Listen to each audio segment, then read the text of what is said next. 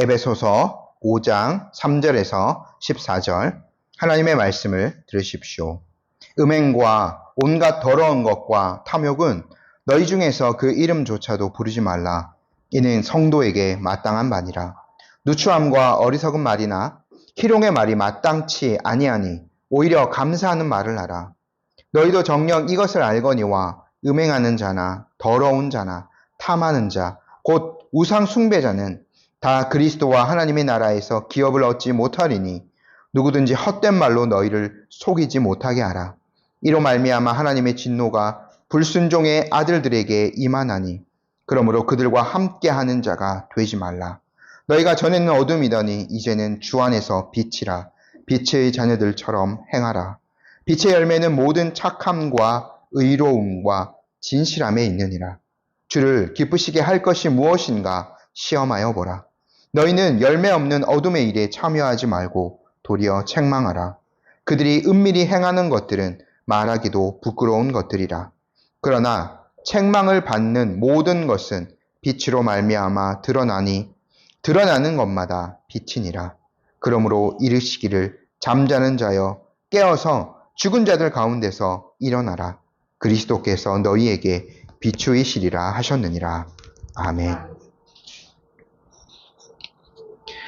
저희가 계속해서 이제 에베소서 후반부 부분을 보며 그리스도인의 삶에 대한 지침들을 계속 이제 함께 상고하고 있습니다. 우리 그리스도인들이 하나님을 알지 못하는 그런 다른 사람들과 아주 구별된 다른 삶을 살아야 하는 이유는 당위성 때문입니다. 저희는 예수 그리스도로 말미암아 구속의 은혜를 받았고 그로 말미암아 다른 신분에 있기 때문에 우리는 차원이 다른 삶을 살아야죠. 그래서 바울이요, 이 그리스도인의 삶을 이야기하면서 중간중간에 계속해서 그 당위성을 제시를 하고 있거든요. 4장부터 저희가 본격적으로 그 그리스도인의 삶에 대한 내용들 보면 1절에 바울이 이야기하죠. 우리가 4장 1절에요. 하나님의 부르심을 받았기 때문에 다른 삶을 살아야 됩니다. 7절 말씀 보면은 우리 각 사람이 그리스도로부터 은혜를 받았기 때문에 다른 삶을 살아야 되고요. 4장 22절 말씀을 보면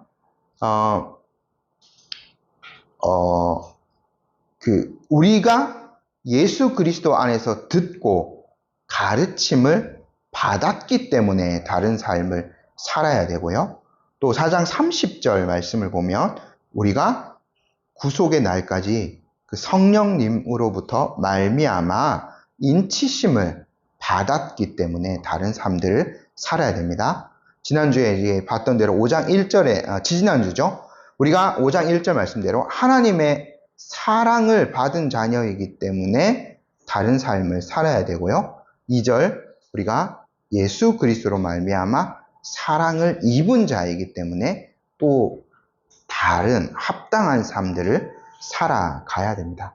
바울이가 계속해서요, 우리가 그리스도인의 그 삶을 살아가는 이 당위성들을 제시하는데 오늘은 8절 말씀이 이제 핵심적으로 등장하죠. 우리가요, 이제는 빛 가운데 거하는 자들이기 때문에, 빛의 자녀들이기 때문에 우리는 다른 삶들을 살아야 됩니다.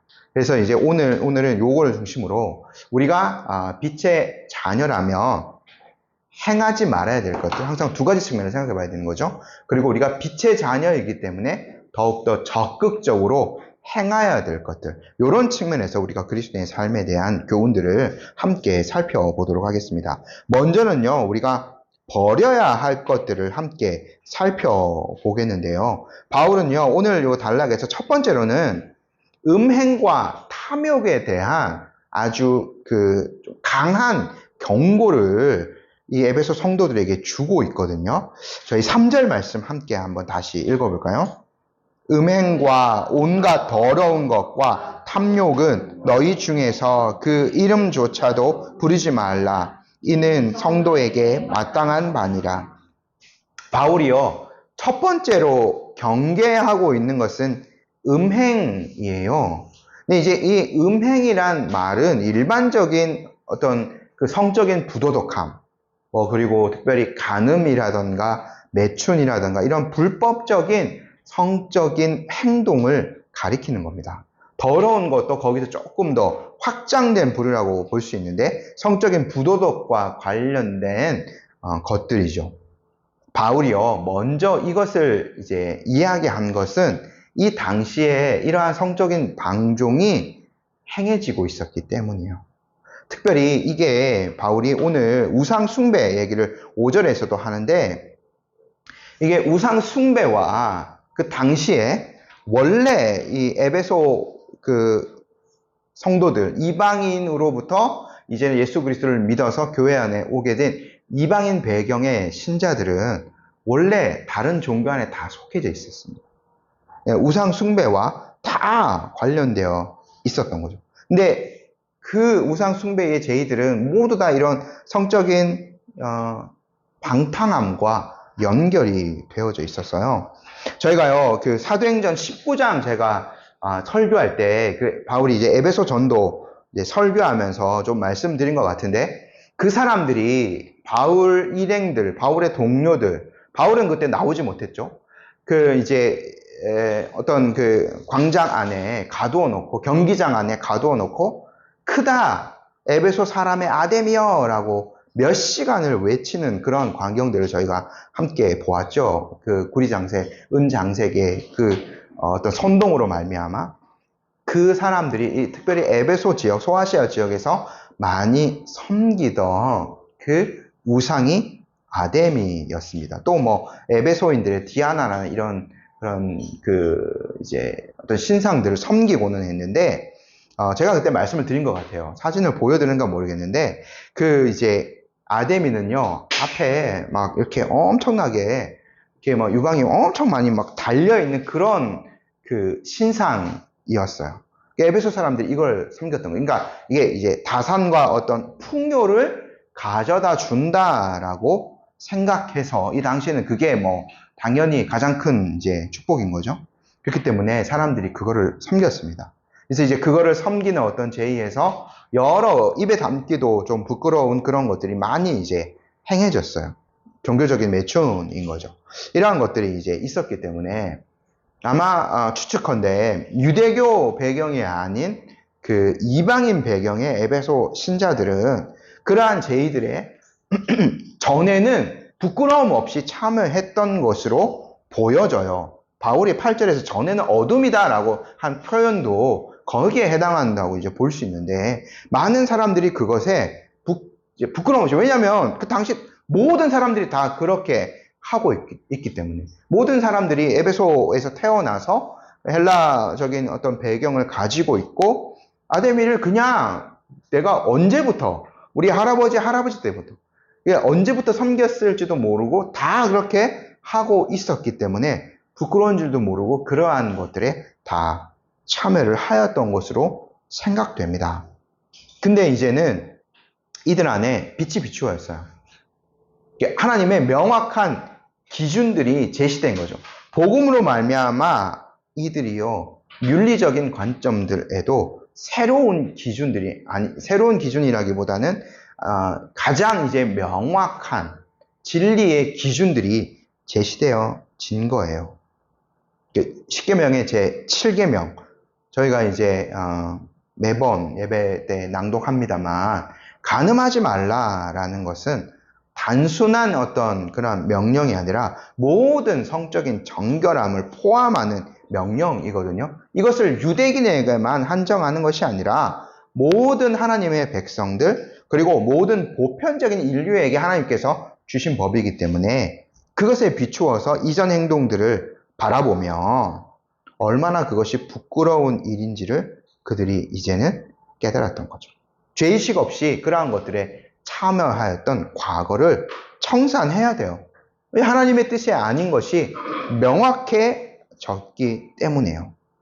그래서 이제 성도로서 그러한 과거들을 멀리 해야 되는 겁니다. 그렇기 때문에 바울이요, 좀 강한 표현을 썼죠. 이름도 부르지 말라라고 언급했습니다.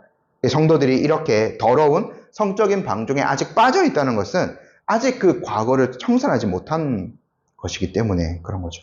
반드시 그 부분에 대한 개혁이 필요한 것을 바울이 언급했고요. 두 번째는 탐욕입니다. 이것도 사실 3장 말씀에 나온 탐욕도요. 이게 우상숭배와 같이 연결되어 있는 거예요. 아까 다산 뭐 그런 아담이 이제 그 풍요의 상징이라고 말씀드렸는데 모든 사람들이 이 당시에도 마찬가지입니다. 물질적인 풍요를 이렇게 다들 지향하고 살아갔습니다.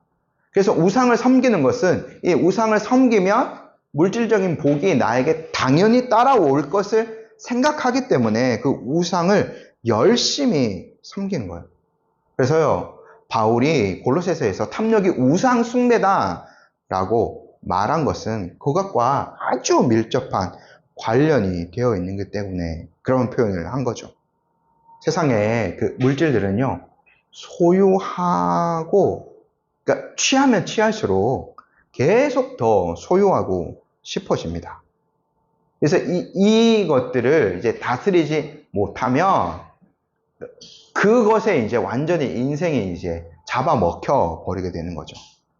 그래서 우상을 섬기는 것은 물질을 섬기는 것과 거의 동일하다라고 표현할 수도 있습니다. 예, 우리가 하나님을 믿는다. 이 에베소 성도들 중에서도 그런 사람이 있었던 것으로 보여지는데, 하나님을 섬기면서도 여전히 물질을 섬길 수 있다라고 주장하는 사람은 사실은 하나님을 섬기는 게 아닌 거죠. 어떻게 되는 거냐면, 이렇게 하나님이 더 뒤에 있는 거예요. 그래서 우상을 섬기듯이 이 우상 섬기는 그런 어떤 법칙과 거의 비슷한데요. 내가 물질적인 부를 얻기 위해서 우상은 나를 이렇게 도와주는 그런 존재인 겁니다. 그래서 이제 그 우상의 나에게 복을 가져줘. 내가 잘대로 이렇게 뒤에서 밀어주는. 근데 그 우상이 하나님으로만 바뀌었을 뿐이에요. 하나님을 섬기면서도 여전히 그것들을 버리지 못한다면 하나님은 나의 물질적인 부를 위해서 그냥 뒤에서 이렇게 밀어만 주는 그런 분으로 생각을 하게 되는 거죠. 또 다른 방법을 또 취할 수도 있습니다. 이거는 오늘날 많은 사람들이 취하는 방법인 것 같은데, 돈과 하나님을 그냥 아주 멀리 떼어놔버리는 거죠. 그러면 어떻게 되냐면, 종교적인 어떤 행위들은 종교적인 행위 그대로 하는 겁니다. 근데 이제 우리가 흔히 말하는 신앙생활을 할 때에 그런 어떤 종교적인 어떤 행위들은 그대로 열심히 하고, 요 돈을 벌 때 그거는 하나님과 멀리 떨어져 있기 때문에 완전히 다른 방법으로 돈을 버는 거죠. 이건 아마 조금 오늘날에 사람들이 많이 취하는 방식인 것 같아요. 세속적인 아주 그냥 이렇게 모든 그런 세상 사람들이 취하는 방법으로 돈을 버는 거죠. 하나님의 방법과는 전혀 이렇게 관련이 없이 떼어놨기 때문에 그렇게 이제 하는 겁니다. 수단과 방법을 추구하지 않고 물질을 추구할 수 있어요. 이게 모든 두 가지 태도가 다 하나님보다는 물질을 더 숭배하는 태도인 거죠. 이것이 곧 우상 숭배인 겁니다. 바울은요, 요 두 가지에 대해서 먼저 아주 엄격하게 경계를 하고 있습니다. 이름조차도 부르지 말라고 하고 있는 거죠. 통제가 반드시 필요한 것이라는 뜻입니다. 저도 아주 가끔씩 보기는 합니다만 요즘 흔히 말하는 개통령이라는 강형욱 씨가 개를 다루는 어떤 영상 같은 것을 보면 개들마다 조금은 좀 다른 방식으로 다루고 있더라고요.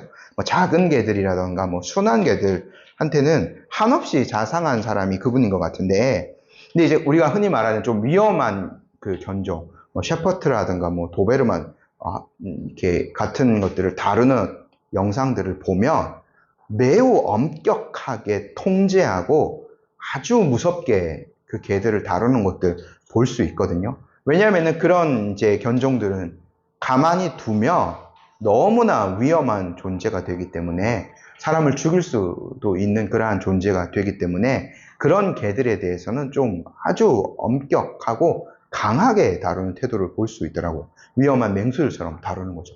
그러니까 그 바울이요, 이 두 가지를 이야기하면서 이름도 부르지 말라라고 한 것은 이것이 과거에 우상 숭배하는 것과 너무나 연결되어져 있고 통제를 하지 않으면 맹수처럼 돌변하여서 그 성도를 집어삼킬 수 있고, 또 이게 다 공동체적인 건데 공동체를 집어삼킬 수 있는 요소가 될 수 있기 때문에 바울이 아주 엄하게 경고하고 있습니다. 그래서 공동체 내에서 그러한 행동들, 그러한 태도들은 이름조차도 불리지 않게 하라라고.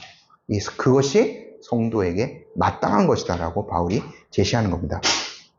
계속해서 바울이 오늘 이제 단락에서 두 번째로 이야기하는 것은 언어 생활입니다. 언어 생활에 대해서는 이미 저희가 지난번에 한번 살펴봤는데 4장 22절에서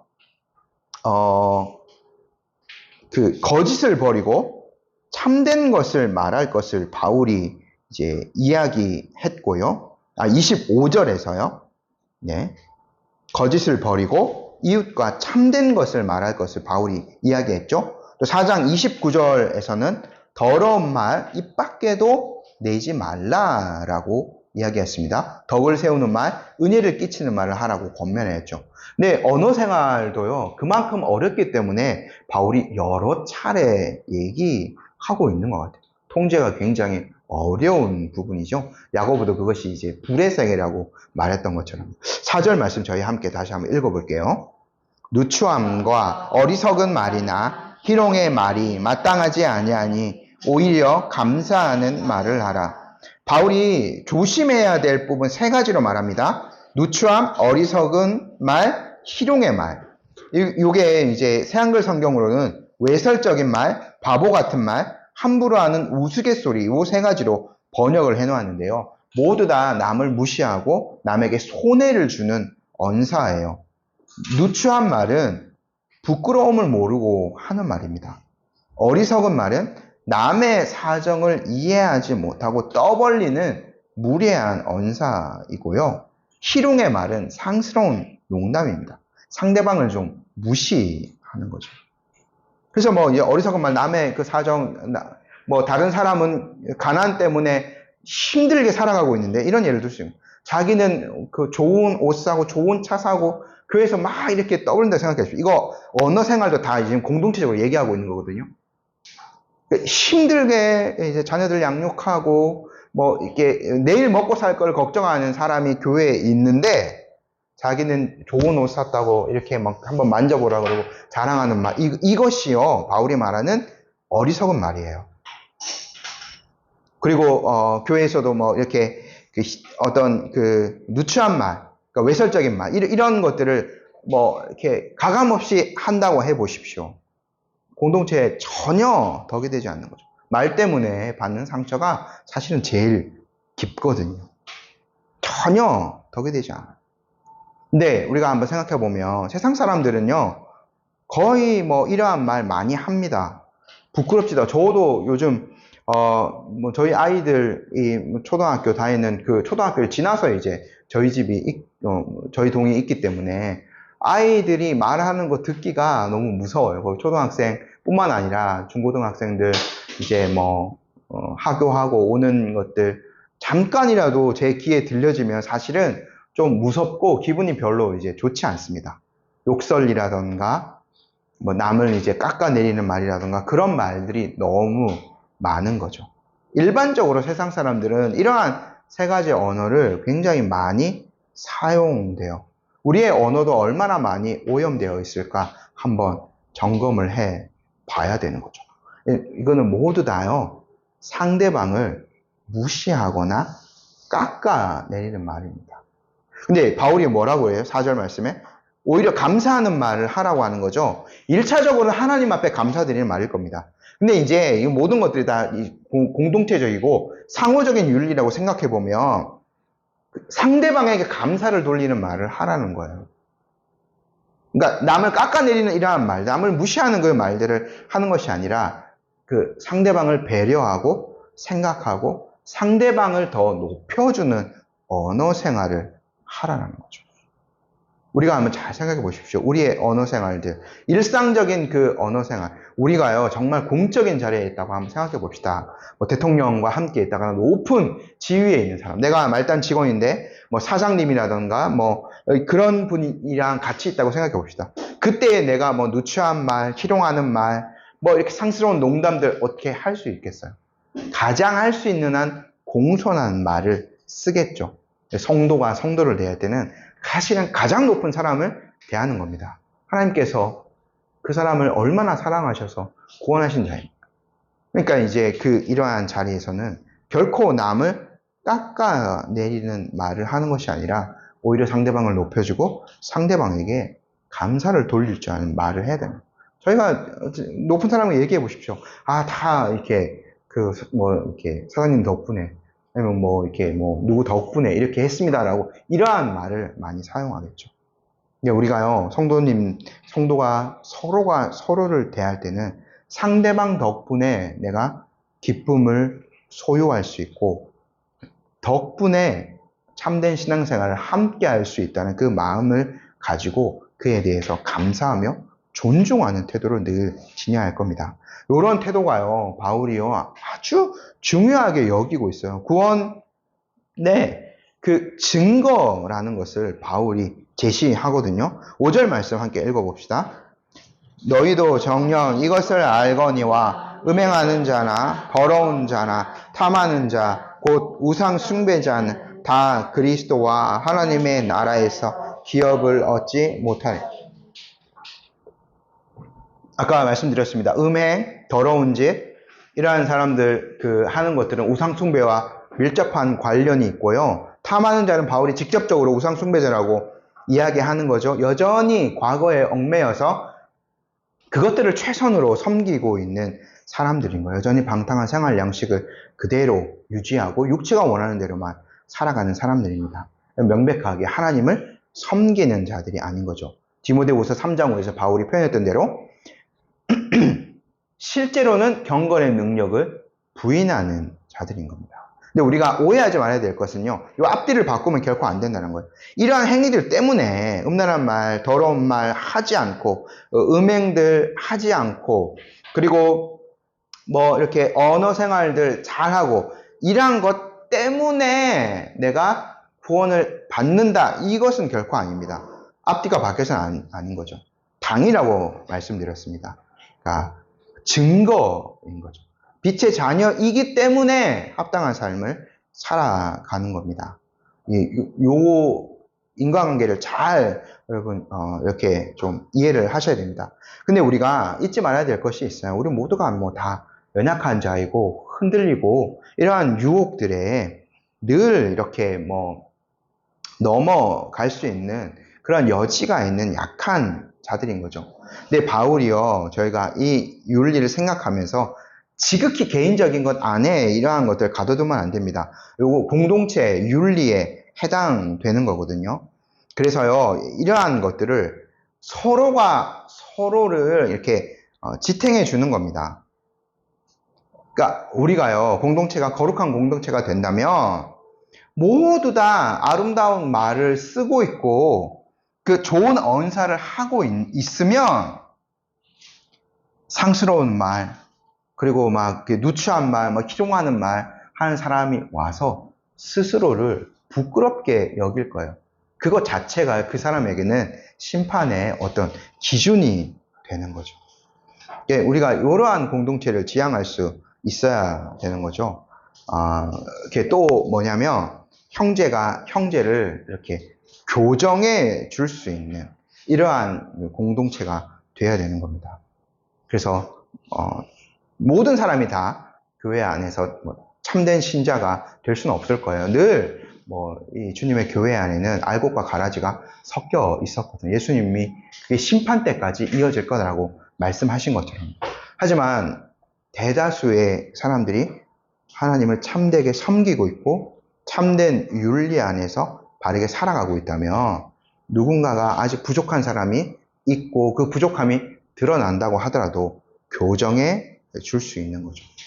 그러한 공동체를 우리가 계속해서 지향해 가야 되는 겁니다. 근데요, 이 에베소 교회에 이러한 것들 이제 제시했는데, 문제점들이 있었던 거죠. 이러한 것들을 거의 이제 상관없이 살아도 된다. 바른 윤리가 없어도 된다라고 가르치는 거짓 선생들이 분명히 있었던 것 같아요. 4장 14절에서요, 바울이 이렇게 얘기했거든요. 이는 우리가 이제부터 어린아이가 되지 아니하여 사람의 속임수와 간사한 유혹에 빠져 온갖 교훈의 풍조에 밀려 요동하지 않게 하려 함이라. 사람의 속임수, 간사한 유혹들을 이렇게 가라지처럼 뿌려놓는 자들이 있었던 것 같아요.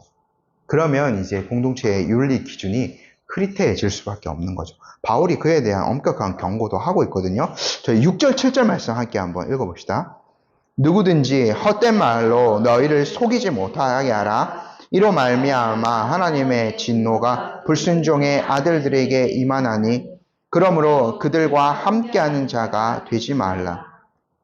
속이는 자들은요, 예수 그리스도의 그 참된 복음과 합당한 삶 사이에 어떻게든 틈을 만들려고 하는 겁니다. 이건 속임수인 거죠. 간사한 유혹인 거죠. 그러니까 이제 여러분들이 구약의 율법과는 상관없는 사람들, 이게 그 사람들의 가르침으로 제가 한번 상상으로 해본 겁니다. 여러분들은 이제 구약의 율법과는 전혀 상관없는 사람들이기 때문에 완전히 그 율법을 버리고 율법과는 상관없는 삶을 살아도 된다라고 가르치는 거죠.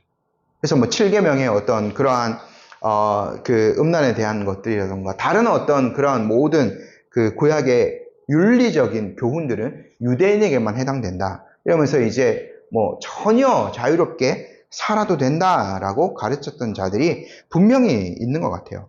이 거짓 선생들은요, 교묘한 속임수로 죄악된 생활 방식을 허용하게 만드는 거죠. 그래서 아마 비슷하게 이렇게 가르쳤을 겁니다. 구약의 율법이 완전히 이제는 폐하여졌다. 예수 그리스도를 통해서 완성됐기 때문에 아예 폐하여졌다라고 가르치는 겁니다. 예수님의 정확한 표현은 예수님이 완성하신 거죠. 그리고 사랑으로서 이제 그 율법을 지켜나가는 거죠. 노예 정신으로 지켜나가는 것이 아니라 하나님의 자녀이기 때문에 아까 제가 계속 말씀드린 당위성 그리고 하나님이 나를 사랑하신 거기 때문에 나도 하나님을 사랑하기 때문에 하나님의 법을 지켜가는 것들로 행하는 겁니다. 이 율법이 완전히 없어진 것이 아니죠. 바울이 이미 경고했어요. 사도행전에서 20장 저희가 봤는데 에베소 장로들 밀레도에 불러가지고 바울이 이런 얘기하죠. 내가 떠난 후에 사나운 이리가 여러분에게 들어와서 그 양떼를 아끼지 아니하며 또한 여러분 중에서도 제자를 끌어 자기를 따르게 하려고 어그러진 말을 하는 사람들이 일어날 줄을 내가 아노라. 이러한 가르침을 하는 사람들은 바울의 말과는 뭔가는 달라야 되는 거예요. 사도들의 말과는 달라야 되는 거예요. 사도들의 가르침과는. 그래야 자기의 추종자들을 만들 수 있는 거거든요. 이단들이 대부분 다 그렇습니다. 근데 이제 어그러진 말을 그래서 이제 바울의 가르침 이미 에베소 성도들 3년 이상 배웠다고 말씀드렸지 않습니까? 그런 것과는 다른 어그러진 가르침들을 하는 거예요. 자기의 추종 세력을 만들기 위해서. 에베소 교회에 그 바울이 불렀던 그 장로들, 에베소 교회 사역자들은 어떻게 됩니까? 이러한 거짓을 말하는 자들 쫓아내야 하는 거죠. 바울이 이런 편지들을 통해서 그것들을 다시 한번 상기시켜주고 경계하고 있는 겁니다. 바울이요, 빛과 어둠을 구별하면서요, 참된 그리스도의 삶을 더욱 뚜렷하게 제시합니다. 8절, 저희 좀 빠르게 볼게요. 8절부터 10절 말씀까지 함께 읽어볼게요. 너희가 전에는 어둠이더니 이제는 주 안에서 빛이라. 빛의 자녀들처럼 행하라. 빛의 열매는 모든 착함과 의로움과 진실함에 있느니라. 주를 기쁘시게 할 것이 무엇인가 시험하여 보라. 사실 인류는 빛과 어둠으로 구별될 수 있습니다. 하나님께서는 혼돈의 그 세상에서 빛을 이제 창조하셨죠. 그래서 사도 요한이요, 요한복음을 기록하며 처음으로 이 땅에 오신 생명의 빛 예수 그리스도에 대해서 먼저 언급합니다. 제가 그 부분을 한번 읽어드릴게요. 태초에 말씀이 계셨다. 그 말씀은 하나님과 함께 계셨다. 그 말씀은 하나님이셨다. 그는 태초에 하나님과 함께 계셨다. 모든 것이 그로 말미암아 창조되었으니 그가 없이 창조된 것은 하나도 없다. 창조된 것은 그에게서 생명을 얻었으니 그 생명은 사람의 빛이었다. 그 빛이 어둠 속에 비치니 어둠이 그 빛을 이기지 못하였다. 예수님께서 이렇게 어둠 가운데 비춰주신 그 창조의 빛, 생명의 빛이 되시는 분이십니다. 그 빛이 비추인 자들은 생명을 얻는 거죠. 더 이상 과거인 어둠에 머물지 않습니다.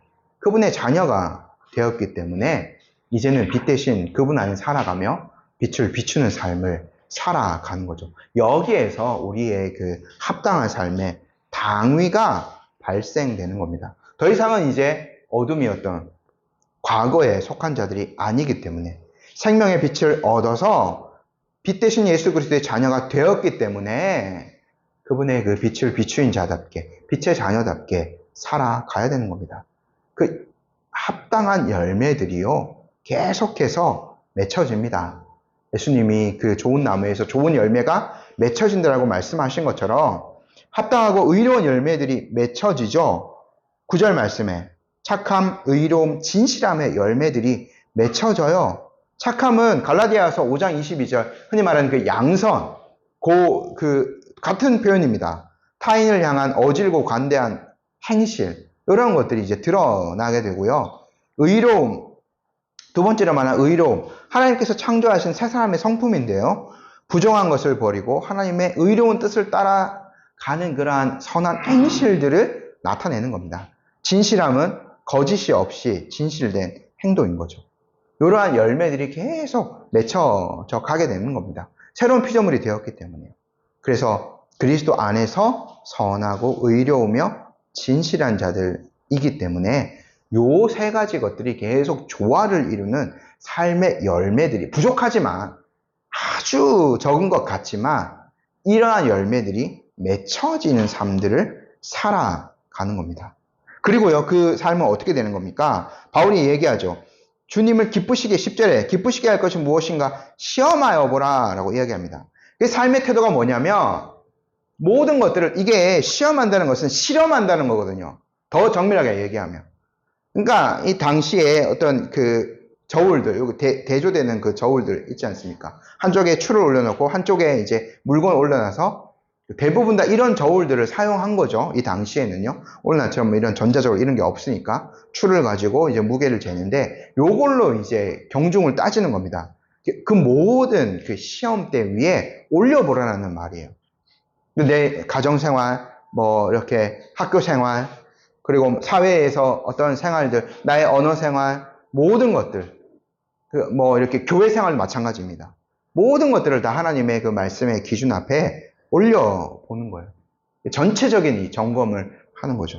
그리스도의 삶이 조금 피곤할 수도 있습니다. 하지만 늘 하나님의 그 기준에 맞추어서 살아가는 것이 우리의 그 삶의 지향점이거든요. 그래서 우리가 늘 말씀을 보고 그리고 이제 성령님을 의지함으로 기도하는 것, 그것 자체가 목표가 아니라 그것을 통하여서 하나님의 기준들에 우리의 삶들을 계속 올려놓는 겁니다. 이러한 것들이 반드시 필요한 작업인 거죠. 또 해야 될 것들은 뭐냐면 어둠의 일에 동참하지 않고 오히려 그 어둠을 드러내는 것이 그리스도의 삶입니다. 11절 말씀 함께 읽어볼게요. 너희는 열매 없는 어둠의 일에 참여하지 말고 도리어 책망하라. 바울이요, 아예 너희들 우상숭배 때문에 아예 밖에 이제 경제생활 같은 거 뭐 하지 마, 이렇게 얘기하지 않았습니다. 모든 이 에베소 성도들은요, 그대로 자기가 장사하는 사람이었으면 장사하고 농업하고 자기의 일들을 다 그대로 했을 거예요. 교회 안에만 머물러 있지 않았죠. 근데 바울이 모든 것들을 다 하지 말라, 세상 사람들과 아예 접촉하지 말라라고 이야기한 것이 아니라 그것의 어둠의 일에 동참하지 말라라고 해요. 죄악에 얽혀있는 행동들, 거기에서 물러나야 한다라고 바울이 이야기한 겁니다. 또 바울이 이야기한 것이 뭐냐면 그거를 넘어서서 책망하는 자들이 되어야 된다고 얘기하는 거예요. 뭐냐면 우리도 일을 하다 보면 뭐 대부분 다 믿지 않는 사람들과 하는 거죠. 그래서 아까 뭐 믿지 않는 사람들의 어떤 언행이라던가 그리고 뭐 이렇게 물질을 더 많이 이렇게 따지고 하는 것들 뭐 다 우리 눈에 보여질 수 있습니다. 우리 선하게 그리스도인답게 바울이 제시한 기준에 맞게 빛의 자녀답게 이렇게 살아간다면 우리가 책망하는 사람이라면 그거를 일일이 막 지적하고 너는 왜 그런 말을 하고 너는 왜 이렇게 부정하게 살고 회개에 왜 이렇게 처리하고 이런 것들을 일일이 다 지적해서 책망하는 것이 아니라 빛을 비추는 거예요. 그 안에 그리스도인이 있어서 그들과 다르게 정직함과 의로움을 행하는 것, 말로 일일이 다 지적하는 것이 아니라 그 빛이 있으면 어둠에 비춰지는 겁니다. 사실 빛보다 더 빠른 것이 어둠인 거죠. 어둠은 그냥 거기 있어요. 근데 거기에 빛이 조금이라도 비춰지면 어둠은요, 물러나거나 드러나게 되어 있거든요. 그러한 것들로 이제 더러움을 드러내는 겁니다.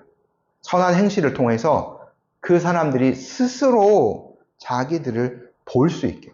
그래서 그리스도인들이요, 세상을 책망하는 역할도 하는 겁니다. 근데 이거 어렵죠. 요즘 흔히 말하는 그 뒷담화 엄청 많이 들을 수도 있습니다. 욕도 많이 들을 수 있고요. 하지만 우리가 빛이기 때문에 더 이상은 어둠과 얽힐 수 없기 때문에 빛과 어둠이 어떻게 공존합니까? 그래서 이제 우리가 이러한 것들을 해야 되는 사람인 것들을 명심해야 되는 거죠. 바울이 계속해서 이야기합니다. 12절, 13절 함께 읽어볼게요. 그들이 은밀히 행하는 것들은 말하기도 부끄러운 것들이라. 그러나 책망을 받는 모든 것은 빛으로 말미암아 드러나나니 드러나는 것마다 빛이라. 바울이요, 그냥 그 사람들을 심판 아래 두라라고 이야기하지 않습니다. 빛을 비추라는 말, 빛을 통해서 어둠을 비추라는 거죠. 예수님 하셨던 얘기 아닙니까? 마태복음에서 이와 같이 너희 빛을 사람에게 비추어 그들이 너희 착한 행실을 보고 하늘에 계신 너희 아버지께 영광을 돌리게 하라.